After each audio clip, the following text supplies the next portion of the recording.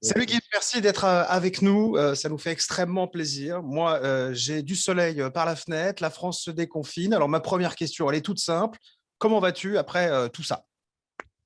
Bah, franchement, ça va super bien parce que voilà, il y a des bonnes nouvelles. Il fait beau, la France se déconfine, on commence à y voir un peu plus clair.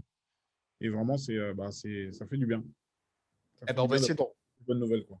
on va essayer d'en profiter. Bon, je suis obligé de te poser la question parce que c'est partout dans la presse. Tu as cassé les réseaux sociaux. Tu as donné une interview à BFM et tu as dit que tu arrêtais le rap. Alors voilà, je suis obligé de commencer par là parce que c'est partout. Au-delà du pourquoi, on peut en parler bien évidemment, mais est-ce que tu es conscient et surpris de l'émoi que ça peut susciter et les réactions du public? J'en suis conscient. Quand j'ai balancé ça, je savais que bon, ça allait faire jaser, etc. Mais bon, c'est une décision que j'ai prise, c'est réfléchi et voilà. C'était la suite logique. Je pense que j'ai donné un album rap. C'est ce que je voulais donner. C'était pour mon public rap. C'est ceux qui m'ont connu dans les débuts. Et aujourd'hui, j'ai un public tellement large, que ce soit en France ou ailleurs, qui me connaissent sur un Gims beaucoup plus pop, beaucoup plus variété, afro, reggaeton. Donc, ça me prend énormément de temps et j'ai envie de me consacrer vraiment à ce public-là et à développer beaucoup plus de choses dans ce sens-là.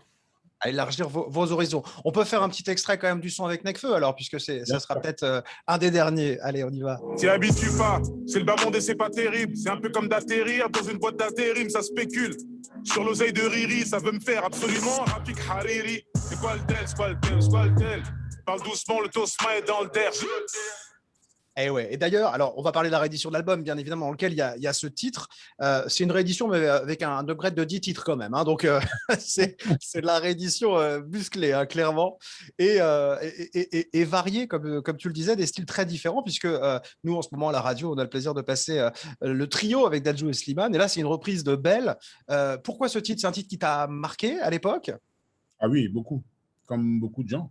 Ah Ça m'a bah oui. marqué. Pour moi, c'est peut-être la plus belle chanson en ce qui concerne la comédie musicale.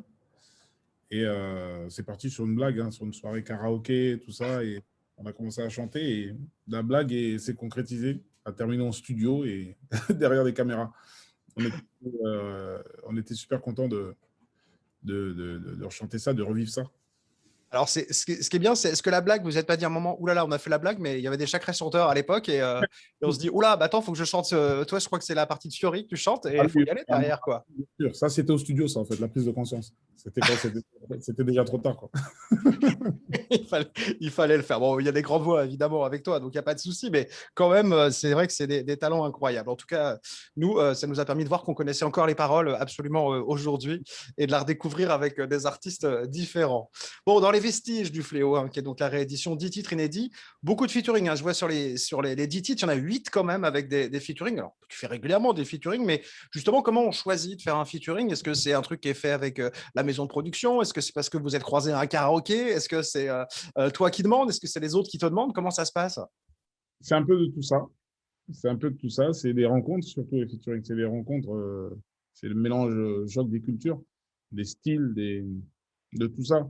Donc, c'est des rencontres. Ensuite, c'est des idées qu'on partage, des styles qu'on partage et on essaie quelque chose. C'est vraiment du feeling. Il y a rien de plus simple. Il n'y a rien de compliqué dans un featuring. C'est vraiment, voilà, ça va, cool, j'aime ce que tu fais. On essaie de faire quelque chose. C'est un vrai partage. Et ça, c'est chouette. Bon, puisqu'on parle de partage, tu as quand même partagé, on va reparler de cette année un peu, et c'est plus d'années d'ailleurs, c'est un an et demi un peu bizarre. Toi, tu as fait le Stade de France avec plus de 70 000 personnes, donc il y avait plein de monde, et tu as fait aussi des shows virtuels. Alors, c'était bien, c'était suffisant.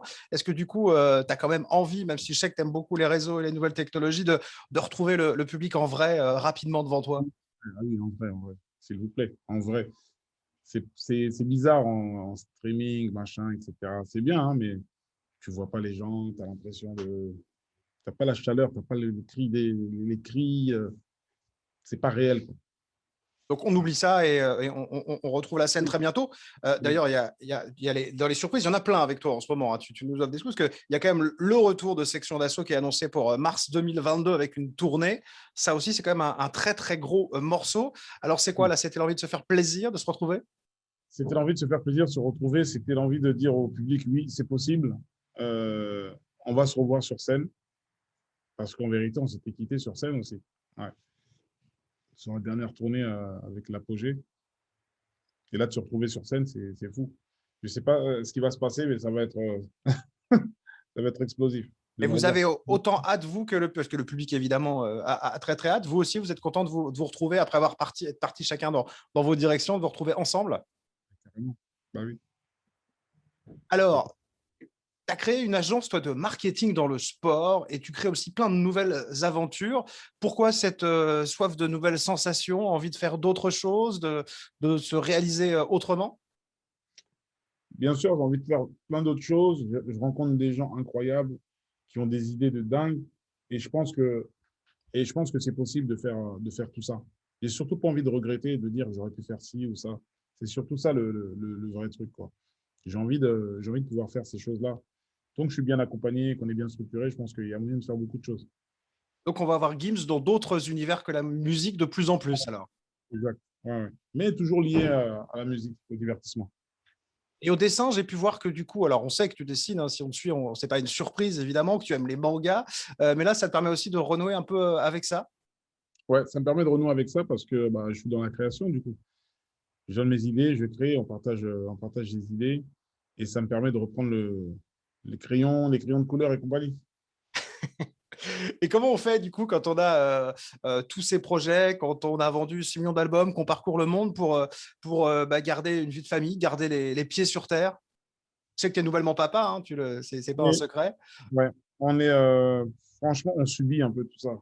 On subit, il n'y a pas de recette magique ou quoi, il y a pas de, on subit la starification, le succès, tout ça. Donc, on essaie de faire avec. Il faut s'adapter, il faut essayer de vivre avec, il faut organiser son planning. Ça nous tombe dessus, finalement. Hmm. Alors, de quoi on a besoin, du coup, quand on a plein de succès comme toi? C'est ma dernière question. Quand on réussit dans tout ce qu'on fait, c'est quoi l'essentiel au final? De quoi on a besoin autour de soi? C'est une bonne question, hein. Finalement, bah, on a besoin de gens qui vous aiment, hein, c'est tout, hein. On se rend compte qu'on a toujours besoin d'amour des gens sincères. Parce que quand tout marche, tout fonctionne, etc., bah, on se pose quand même des questions, quoi. Et rien ne sera plus pur, plus vrai que des gens sincères, des gens qui vous aiment autour de vous. Vraiment. Eh Parce que ben, quand ça marche, on se demande juste, et quand ça ne marchera pas, finalement. eux, ils seront La là, seule- toujours. Ouais. Ils seront là toujours auprès de toi. Ça, c'est un beau message. Merci, Gims. On a hâte, en tout cas, de te retrouver sur scène, de découvrir, évidemment, les nouveaux titres de l'album qui est en ce moment, qui est sorti il y a quelques jours. Donc, profitez-en. Les vestiges du fléau. Merci d'avoir passé un petit moment avec nous. Merci à Et vous. on a hâte de te retrouver en vrai. Salut! Salut.